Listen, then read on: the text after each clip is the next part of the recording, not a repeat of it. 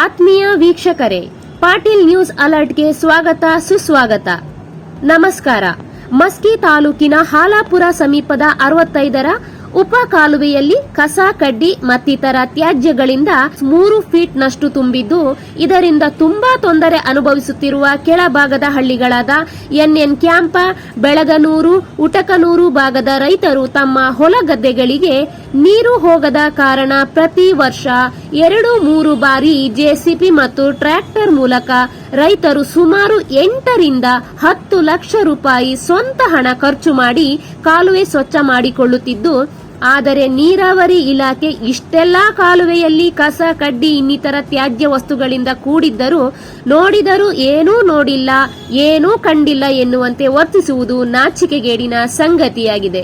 ಇದರಿಂದ ಕೆಳಭಾಗದ ರೈತರಾದ ಕನಕಪ್ಪ ನಾಯಕ ಬೆಳವಾಟ, ವೆಂಕಟೇಶ ನಾಯಕ, ಎಂ ನಿರೀಕ್ಷಣ್, ಎನ್ಎನ್ ಕ್ಯಾಂಪ, M Srinivasa, M Murali, P Reddy ಇನ್ನಿತರರು ನೀರಾವರಿ ಇಲಾಖೆಯ ಬೇಜವಾಬ್ದಾರಿ, ದಿವ್ಯ ನಿರ್ಲಕ್ಷ್ಯ ಬಗ್ಗೆ ತೀವ್ರವಾಗಿ ಆಕ್ರೋಶ ವ್ಯಕ್ತಪಡಿಸಿ ಮಾತನಾಡುತ್ತಾ, ಹಲವಾರು ವರ್ಷಗಳಿಂದ ನೀರಾವರಿ ಇಲಾಖೆ ಅಧಿಕಾರಿಗಳು ಕಾಲುವೆ ಸ್ವಚ್ಛ ಮತ್ತು ಅಲ್ಲಲ್ಲಿ ಕಾಲುವೆ ಬಹಳಷ್ಟು ರಂಧ್ರಗಳಿಂದ ಕೂಡಿದ್ದು, ಇದರಿಂದ ನಮಗೆ ನೀರು ಮುಟ್ಟುವುದಿಲ್ಲ.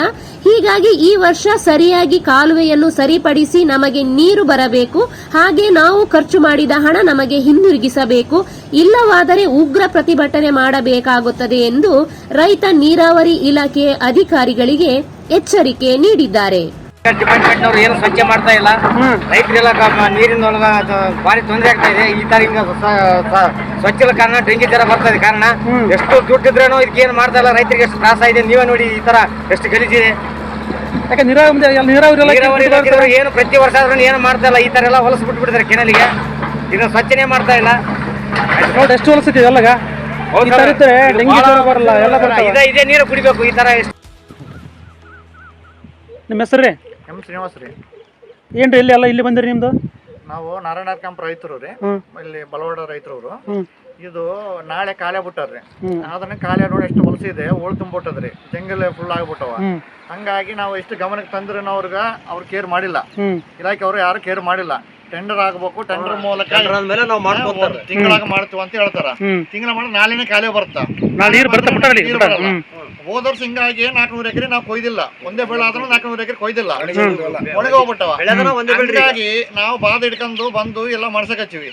ಆದ್ರೂ ಅವ್ರು ನೋಡ್ರಿ ಇವೆಲ್ಲ ಡ್ಯಾಮೇಜ್ಗಳು ಇದಾವ, ಕಲವಾಟಗಳು ಎಲ್ಲ ಲೀಕೇಜ್ ಇರಲ್ವ. ಯಾರು ಕೇರ್ ಮಾಡವಲ್ರು. ಯಾರು ನನಗೆ ಗೊತ್ತಿಲ್ಲ, AWಗೆ ಹೋಗ್ಬೇಕು, PWD ಕೇಳ್ಬೇಕು, ಇವರೇನ್ ಹೇಳ್ತಾರ. ಹಂಗಾಗಿ ನಾವು ರೈತರು ಮಾತ್ರ ಈಗ ಬಂದು ಎಲ್ಲ ಉಳಿತಕಚ್ಚಿವಿ, ಸದ್ಯದ ಮಾಡ್ತೀವಿ. ಈ ಲೀಕೇಜ್ ಅಂತ ಅವ್ರು ಬಂದ್ ಮಾಡ್ಬೇಕು. ನೋಡ್ರಿ ಅಲ್ಲೇ ನೋಡ್ರಿ ಅಲ್ಲ ಹೆಂಗ ಡ್ರಾಪ್ಗಳೆಲ್ಲ ಕಿತ್ತೋಗ್ಬಿಟ್ಟವ. ಆದ್ರೆ ಏನ್ ಮಾಡಿ ನಮ್ಮ ತಲೆ ದುಡ್ಡಿಲ್ಲ, ಬಜೆಟ್ ಇಲ್ಲ. ಬಜೆಟ್ ಆದ್ಮೇಲೆ ಮಾಡ್ತೀವಿ ಅಂದ್ರೆ ಯಾವಾಗ ಮಾಡ್ತಾರೆ ಬಜೆಟ್ ಅವರು? ನೀರು ಬಂದಿದೆ, ಬೇಜವಾಬ್ದಾರಿದ್ರೆ ಹೆಂಗಿರಿ ಇವರೆಲ್ಲ. ಇಲ್ಲಿ ಈ ಒಂದು 65 ಡಿಸ್ಟ್ರಿಬ್ಯೂಟ್ ಬರ್ತಕ್ಕಂಥ ಜೈಗೆ ಹೇಳ್ಯಾರ, ಎಲ್ಲರಿಗೆ ಗಮನಕ್ಕೆ ತಂದಿದ್ದು ರೀ. ಟೆಂಡರ್ ಆಗ್ಬೇಕಂತಾರ. ಟೆಂಡರ್ ಈಗ ಮಾಡ್ತಾರೆ ಇದ್ರು ಅವ್ರೇನಂತಾರ, ನಿಮ್ಮ ಸೆಕ್ಷನ್ ಆಫೀಸರ್ ಅಂತಾರ, ಸೆಕ್ಷನ್ ಆಫೀಸರ್ ಟೆಂಡರ್ ಆಗ್ಬೇಕಂತಾರ. ಟೆಂಡರ್ ಆಗ್ಬೇಕು, ಇವರೆಲ್ಲ ಅಲ್ಲೇ ಮಕ್ಕಂತೆಲ್ಲ ಮಾಡಿದ್ರೆ ನಮ್ಗೆ ಬೆಳೆ ಎಲ್ಲ ಬಳಸ್ಬೇಕ್ರಿ, ನೀರ್ ಬರ್ತಾವ ನಾಳೆ. ಅಂದ್ರೆ ಬೆಳಗ್ಗೆಯಿಂದ 65 ಡಿಸ್ಟ್ರಿಬ್ಯೂಟ್ ನೀಡುತ್ತೆ. ನಿಮ್ಮ ಬೆಳವಾಟ ಹುಡುಗರ್ತಾನೆ ಎಲ್ಲ ಸ್ವಚ್ಛ ನೀವು ಮಾಡ್ತಾರೆ. ಒಂದು JCB ಒಂದು ಟ್ರ್ಯಾಕ್ಟರ್ ಇಟ್ರಿ, ಅಂದಾಜ್ ಇದಕ್ಕೆಲ್ಲ ಖರ್ಚು ವೆಚ್ಚ ಭಾಳ ಆತ. ಎಷ್ಟಾತ ಅಂದಾಜು? 10 ಲಕ್ಷ ರೂಪಾಯಿ. ದೊಡ್ಡ ಮೊತ್ತದಲ್ಲ, ಮತ್ತೆ ನೀವು ಹಾಕ್ಯಾವ ಕೈಲೆ ರೈತರ ಕೈಲಿ ಹಾಕ್ತಿವ್ರಿ. ಆಮೇಲೆ ಅವ್ರ ಏನು ಸೆಕ್ಷನ್ ಇದು ಮಾಡ್ತಾರಲ್ಲ, ಅದೇನು ರಿಫಂಡ್ ಮಾಡ್ಬೇಕ್ರಿ. ಅವ್ರು ರಿಫಂಡ್ ಮಾಡ್ತಂತ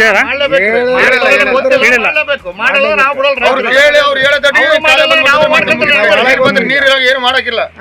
65 ಕಾಲುವ ದೊಡ್ಡ ಕಾಲುವ್ರಿ, ಆದ್ರೆ ಗೇಜ್ ಇಲ್ಲ. ಎಲ್ಲ ಇಲ್ಲಿ ಫುಲ್ ಲೀಕೇಜ್ಗಳು ಎಲ್ಲ ಮೇಲೆ ಆಲಾಪುರಾಗೆಲ್ಲ ಲೀಕೇಜ್ಗಳು. ಆಲ್ಮೋಸ್ಟ್ ಅಲ್ಲ ನೀವು ಬಹುತೇಕ ಏನ್ ಮಾಡ್ತಾರೆ, ಆಲ್ಮೋಸ್ಟ್ ಅಲ್ಲ ವರ್ಷದಲ್ಲಿ ಕನಿಷ್ಠ 4-5 ಸಲ ನೀವೇ ಬಂದು ಸ್ವಚ್ಛ ಮಾಡ್ತೀರಿ.